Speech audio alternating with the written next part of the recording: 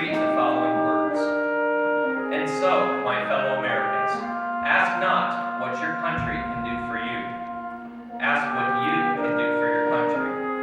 My fellow citizens of the world, ask not what America can do for you, but what together we can do for the freedom of man.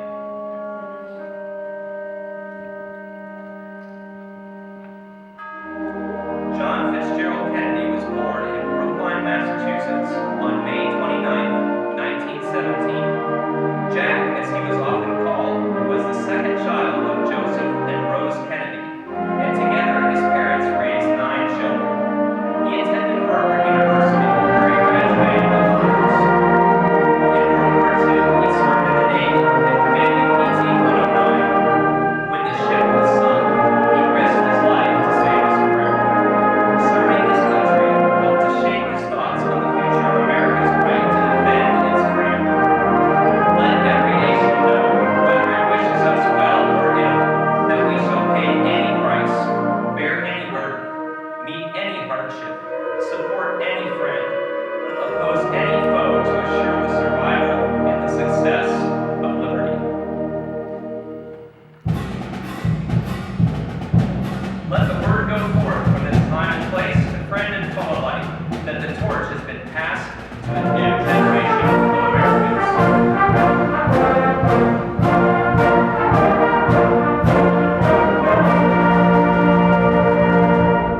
JFK was the youngest man elected to the office of president.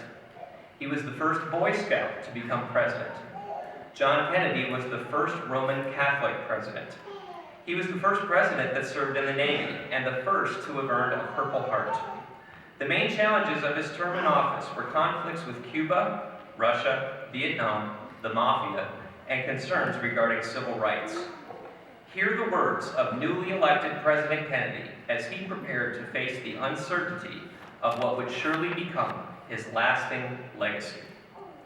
In the long history of the world, only a few generations have been granted the role of defending freedom in its hour of maximum danger.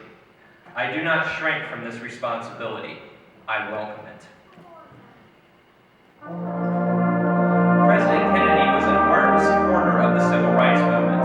He, along with noted activist Martin Luther King, worked long and hard to help bring about positive change.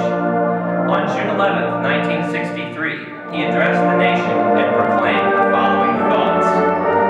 This nation was founded by men of many nations and backgrounds. It was founded on the principle that all men are created equal, and that the rights of every man are diminished when the rights of one man are threatened. I am therefore asking the Congress to enact legislation giving all Americans the right to be served in facilities which are open to the public. Hotels, restaurants, theaters, retail stores, and similar establishments. This seems to me to be an elementary right.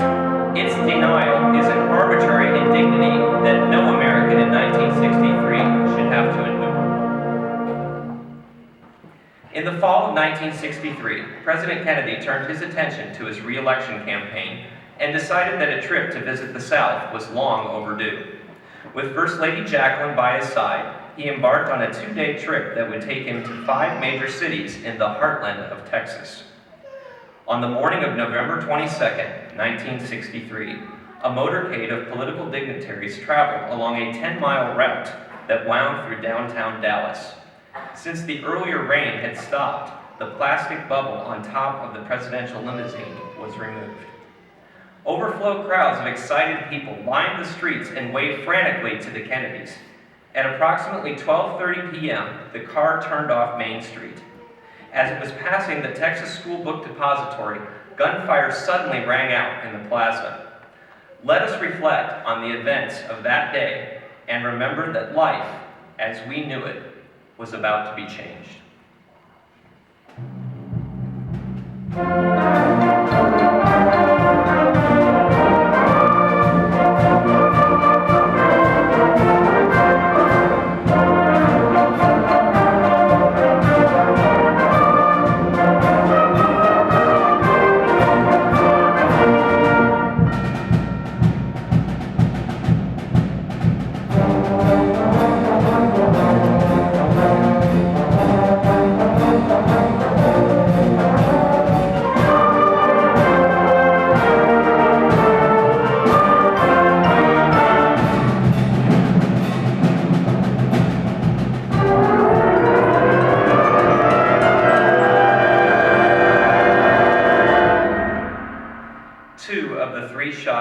driver struck the president, causing him to slump over toward Mrs. Kennedy.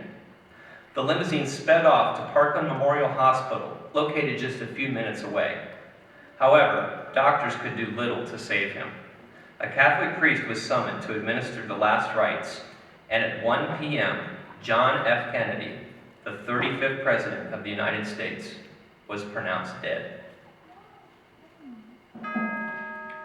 For 4 days, the world stood still while people from all walks of life mourned the loss of their beloved JFK. On November 25th, he was laid to rest. As people struggled to make sense of a senseless act and to articulate their feelings about his life and legacy, many recalled these words from his inaugural address. With a good conscience, our only sure reward, with history the final judge of our deeds, let us go forth to lead the land we love, asking for his blessing and his help, but knowing that here on earth, God's work must truly be our own.